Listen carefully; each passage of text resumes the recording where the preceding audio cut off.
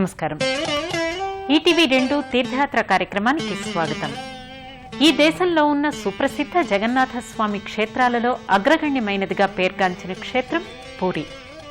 సనాతన సాంప్రదాయాలకు, ప్రాచీన సంస్కృతులకు వేదికగా నిలిచిన ఈ క్షేత్రంలో సాక్షాత్తు జగన్నాథ, బలభద్ర, సుభద్ర స్వామి వార్లు కొలువై ఉన్నారు. ఒరిస్సా రాష్ట్రంలోని పూరీ జిల్లాలో ఉన్న పూరి శ్రీ జగన్నాథ స్వామి వారి ఆలయ విశేషాలేమిటో మనం ఇప్పుడు వీక్షిద్దామా?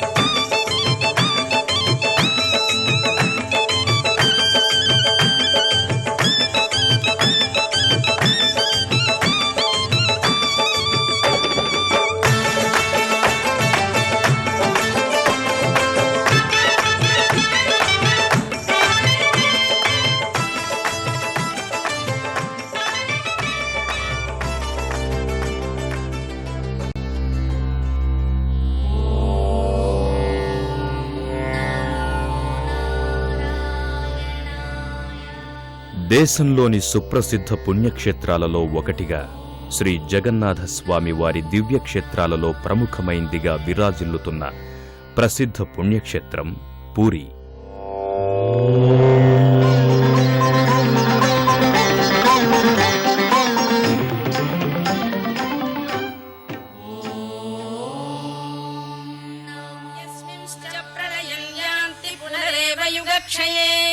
तस्य लोक प्रधानस्य जगन्नाथस्य भूपते विष्णोर्नाम सहस्रं मे शृणु पाप भयापहम् यानि नामानि गौणानि विख्यातानि महात्मनः ऋषिभिः परिगीतानि तानि वक्ष्यामि भूतये ऋषिर्नाम्नां सहस्रस्य वेदव्यासो महामुनिः छन्दोऽनुष्टुप् तथा देवो भगवान् देवकी सुतः. సనాతన సంప్రదాయాలకు, ప్రాచీన సంస్కృతులకు నిలయమైన ఈ దివ్యక్షేత్రంలో సాక్షాత్తు జగన్నాథ స్వామివారు, బలభద్ర, సుభద్ర అమ్మవార్లు కొలువై ఉన్నారు.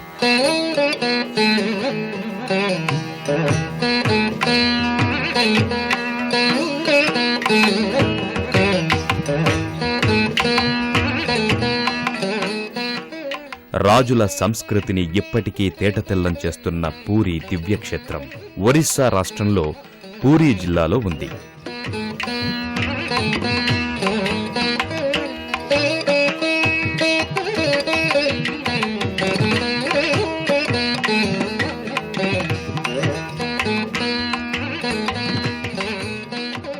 సర్వదా శ్రీ జగన్నాథ స్వామి వారి లీలా విశేషాలతో పునీతమవుతున్న పూరీ దివ్యక్షేత్రాన్ని చేరుకోవటానికి దేశంలోని అనేక ప్రాంతాల నుంచి బస్సులు, రైళ్లు అందుబాటులో ఉన్నాయి. సముద్ర తీర ప్రాంతంలో ఉన్న ఈ దివ్యాలయం మనోహరమైన దృశ్యాలకు వేదికలా దర్శనమిస్తుంది. సముద్రపు అలల తాకిడులను సైతం లెక్క చేయకుండా జీవనయానం చేస్తున్న మత్స్య కార్మికులు, ఈ వింతను తదేకంగా చూస్తున్నట్టుగా ఉన్న సూర్యభగవానుడు, నిత్యము కళకళలాడుతున్న భక్తజన సందోహం, ఇవన్నీ పూరీ ఆలయ వైశిష్ట్యాన్ని ఇనుమడింపచేస్తున్నాయి.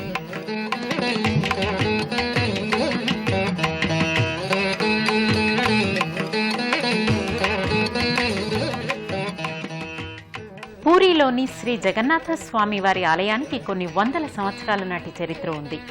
ఈ ఆలయం ఎప్పుడు నిర్మితమైందో ఇతిమితమైన ఆధారాలు లేకపోయినప్పటికీ అనంతవర్మన్ చోడ గంగదేవుడు అనే రాజు ఈ ఆలయాన్ని 12వ శతాబ్దంలో కట్టించాడని శాసనాల ద్వారా అవగతమవుతోంది. పూరీ జగన్నాథ స్వామి వారి ఆలయానికి చేరుకున్న భక్తులు ముందు ఆలయ ప్రాంగణంలో శుచి శుభ్రతలు పాటిస్తూ స్వామివార్లకు ప్రీతిపాత్రమైన పూజా ద్రవ్యాలను సేకరించుకుని ప్రధానాలయ ప్రాంగణంలోకి చేరుకుంటారు.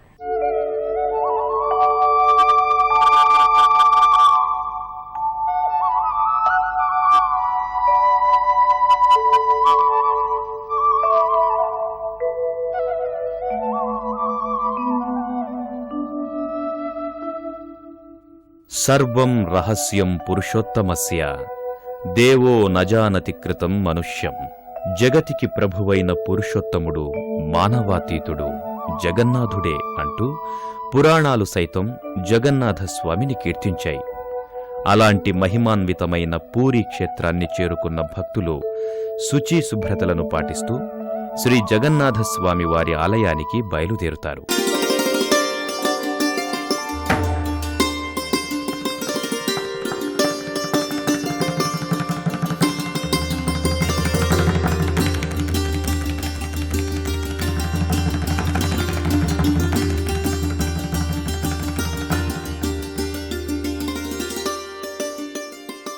అత్యంత పురాతనమైందిగా, ప్రాచీన సంస్కృతి సంప్రదాయాలకు నెలవుగా ఉన్న పూరీ శ్రీ జగన్నాథస్వామివారి ఆలయాన్ని 12వ శతాబ్దంలో అనంతబర్మన్ చోడగంగదేవుడనే రాజు కట్టించాడని శాసనాల ద్వారా అవగతమవుతోంది.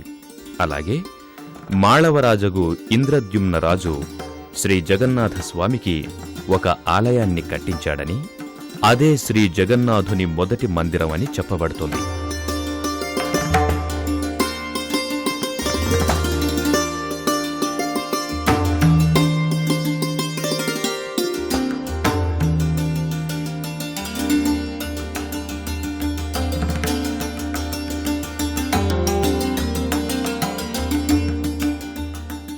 పూరీ శ్రీ జగన్నాథస్వామి వారి గురించి విష్ణు పురాణం, అగ్ని పురాణం, బ్రహ్మ పురాణం, పద్మ పురాణం తదితర పురాణాలలో ప్రముఖంగా ప్రస్తావించడం జరిగింది.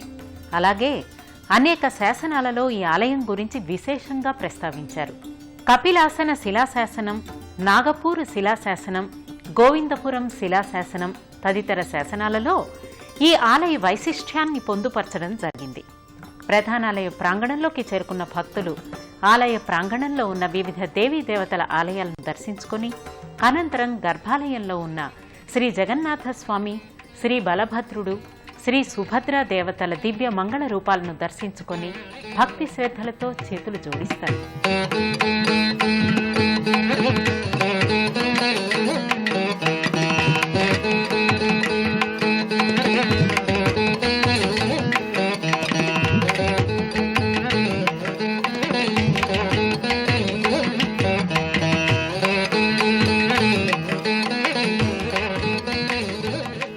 దేశంలోనే ప్రసిద్ధమైన జగన్నాథస్వామి క్షేత్రంగా విరాజిల్లుతున్న ఈ దివ్యక్షేత్రాన్ని చేరుకున్న భక్తులు ముందుగా ఆలయ ప్రాంగణంలో ఉన్న దుకాణాలలో స్వామివారికి ప్రీతిపాత్రమైన పూజా ద్రవ్యాలను కొనుగోలు చేసుకుంటారు. అనంతరం ఆలయ సింహద్వారానికి చేరుకుంటారు. సింహద్వారానికి చేరుకున్న భక్తులకు ముందుగా ధ్వజస్తంభం దర్శనమిస్తుంది. ఇక్కడ ధ్వజస్తంభాన్ని దర్శించుకుంటే స్వామిని నేరుగా చూసినంత పుణ్యం లభిస్తుందని చెబుతారు.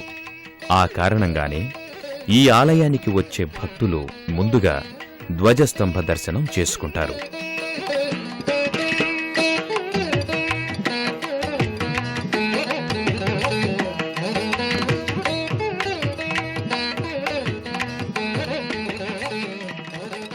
పూరీలోని శ్రీ జగన్నాథస్వామి వారి మందిరమంతా కొన్ని మందిరాల సమ్మేళనం. శివుడు, విష్ణువు, శక్తిమాత ఒకే ఆలయంలో పూజింపబడుతున్న దివ్యక్షేత్రమిది. ధ్వజస్తంభాన్ని దర్శించుకున్న భక్తులు అనంతరం ఓం నమో జగన్నాథస్వామియే నమః అంటూ ప్రధానాలయ ప్రాంగణంలోకి చేరుకుంటారు.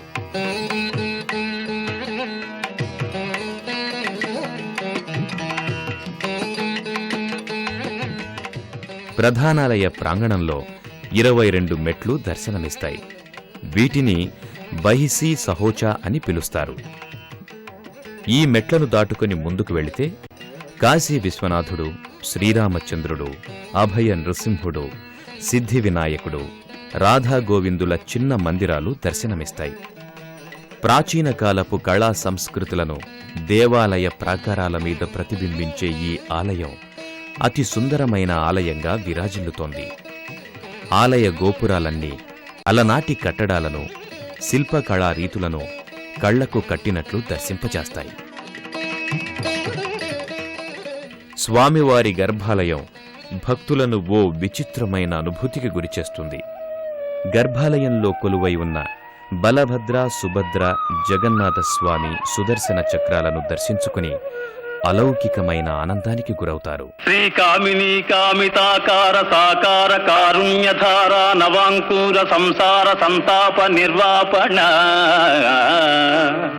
పాప నిర్వాపణోపాయ నామ ప్రశంసానుభావా భవాభావ హే వాసుదేవ సదానంద గోవింద సేవించు మా విందవై డెందమానందముందింప ఎందున్ విచారంబులేమిన్ వచో గోచరా గోచరత్వంబులు హింపలేమైతిమో దేవా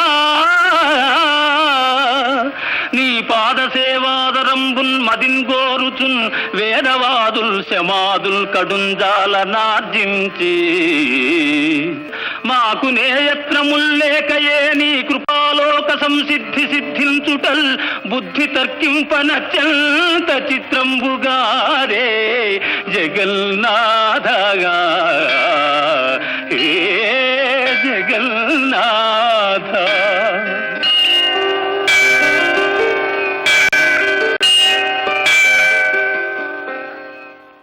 इस मंदिर द्वादश ख्रीष्टाब्द में बना हुआ है महाराज चोड़गंगा के द्वारा. హిందూ ధర్మాన్ని తూచా తప్పకుండా పాటిస్తున్న ఆలయం ఇది.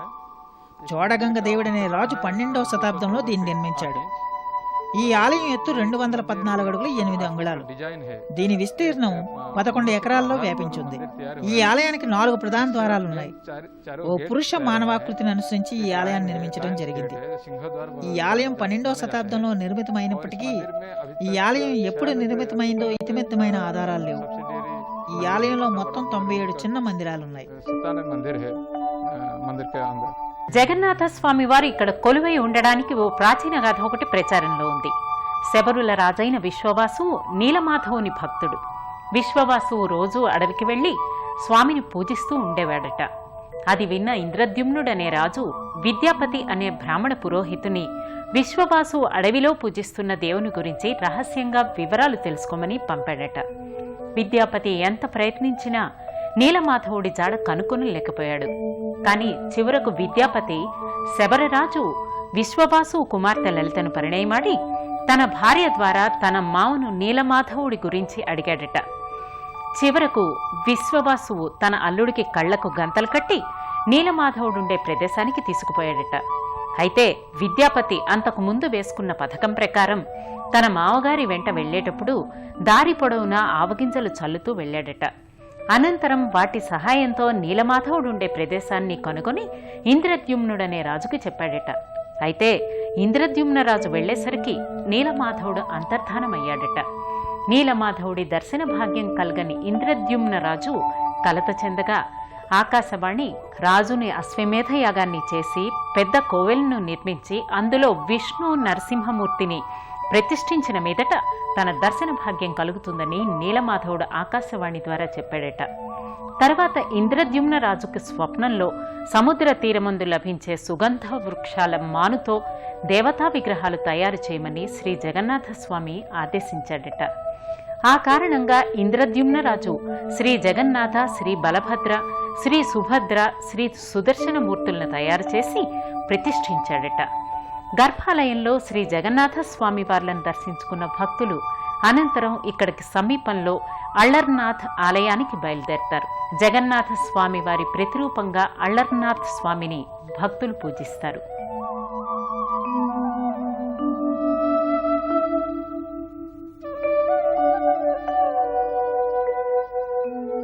అళ్లర్నాథ్ స్వామి మహిమలతో పునీతమైన ఈ ఆలయం సుందర ప్రశాంత వాతావరణంలో ప్రశాంతతకు వేదికలా దర్శనమిస్తుంది.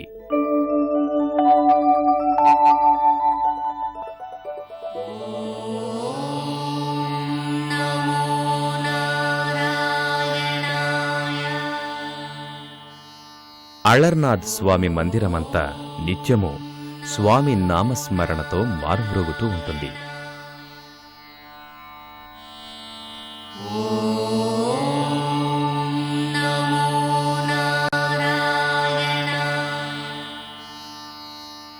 ఈ ఆలయానికి చేరుకున్న భక్తులు గర్భాలయంలో కొలువై ఉన్న అళ్లర్నాథ్ స్వామిని దర్శించుకుని అలౌకికమైన ఆనందానికి గురవుతారు. కస్తూరీ తిలకం లలాట ఫలకే వక్షస్థలే కౌస్తుభం నాసాగ్రే నవమౌక్తికం కరతలే వేణుం करे कंकणम सर्वांगे हरिचंदनं च कलयम कंठे च मुक्तावलीं गोपस्त्री परिवेष्टितो विजयते गोपाल चूडामणि విజయతే గోపాల చూడామణి. శ్రీ జగన్నాథుని చొక్కడోల, చొక్కనయన, చొక్క అణ్ణి అని కూడా పిలుస్తారు. అలాగే స్వామిని దారు బ్రహ్మం అని కూడా పిలవడం జరుగుతుంది. అళ్లర్నాథ్ని దర్శించుకున్న భక్తులు అనంతరం ఇక్కడకు సమీపంలోని లోకనాథ స్వామి ఆలయానికి చేరుకుని లోకనాథ స్వామిని భక్తి శ్రద్ధలతో కొలుస్తారు.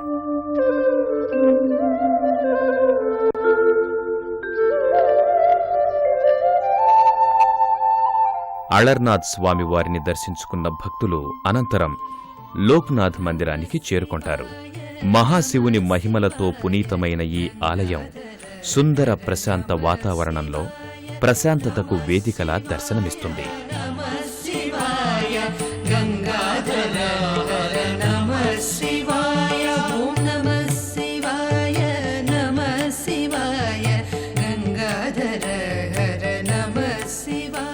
ప్రధానాలయ ప్రాంగణంలోకి చేరుకోగానే భక్తులకు పార్వతీసాగర్ దర్శనమిస్తుంది. లోక్నాథ్ స్వామిని దర్శించుకునే భక్తులు ముందుగా పార్వతీసాగర్లో స్నానాధికాలు ముగిస్తారు. అనంతరం దీనికి సమీపంలో ఉన్న సంతోషీమాత మందిరానికి చేరుకుంటారు. ఈ మందిరంలో ఉన్న శనేశ్వరుడు, మంగళాదేవి, సంతోషీమాత అమ్మవార్లకు భక్తితో చేతులు జోడించి అనంతరం ప్రధానాలయ ప్రాంగణంలోకి వస్తారు. ప్రధానాలయ ప్రాంగణంలో పూలు, పళ్ళు కొనుగోలు చేసుకుని అక్కడే ఉన్న ఆంజనేయ స్వామి, నటరాజస్వామి, గణపతి తదితర దేవతామూర్తులను దర్శించుకుని తరిస్తారు.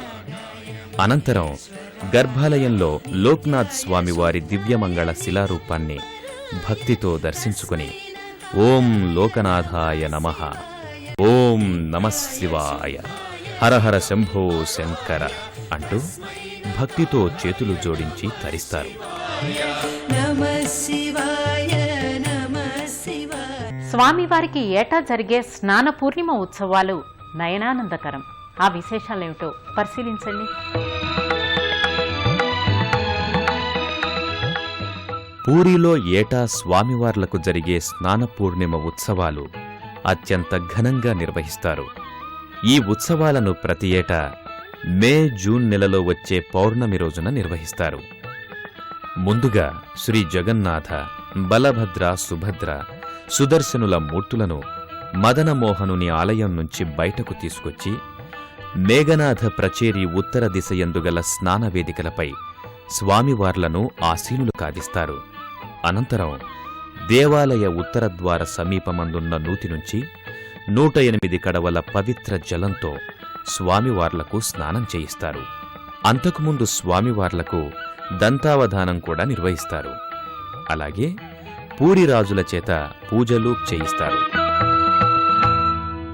అలాగే స్వామివారికి ఏటా చేసే రథోత్సవాన్ని అత్యంత ఘనంగా నిర్వహిస్తారు. ఈ రథయాత్రలో వాడే జగన్నాథుని రథాన్ని నందిఘోషు అని పిలుస్తారు. ఈ రథం 16 చక్రాలు కలిగి ఉంటుంది.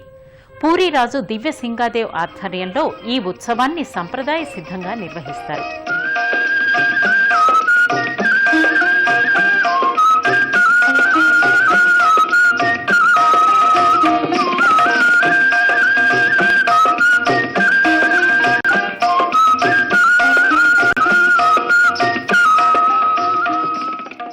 స్వామివారికి ఏటా చేసే రథయాత్ర ఉత్సవాలను అత్యంత ఘనంగా నిర్వహిస్తారు. దేశంలోనే అత్యంత పెద్ద రథయాత్రగా పేర్గాంచిన ఈ ఉత్సవాలను ఏటా ఆషాఢ మాసంలో వచ్చే శుక్లపక్షం 2వ రోజున నిర్వహిస్తారు. ఈ ఉత్సవాలను శ్రీ జగన్నాథ ఘోషయాత్రగా పిలుస్తారు. రథయాత్ర రోజున పవిత్ర దేవతామూర్తులను దేవాలయం నుండి బయటకు తీసుకువచ్చి ఆయా మూర్తులకు కేటాయించిన రథాలపై ఆసీనులు కావిస్తారు. భక్తిగీతాలు, భజనలు పాడుతూ శ్రీ సుదర్శనుని, తరువాత బలభద్రుని, సుభద్రాదేవిని, శ్రీ జగన్నాథస్వాముల పవిత్ర మూర్తులను ఒక్కొక్కరిగా పహుండి అనే విధానం ద్వారా ముందుకి వెనకకి కదుపుతూ ఊరేగేటట్లు చేస్తూ రథాలపైకి ఎక్కిస్తారు. అనంతరం అత్యంత భక్తి శ్రద్ధలతో రథయాత్ర నిర్వహిస్తారు.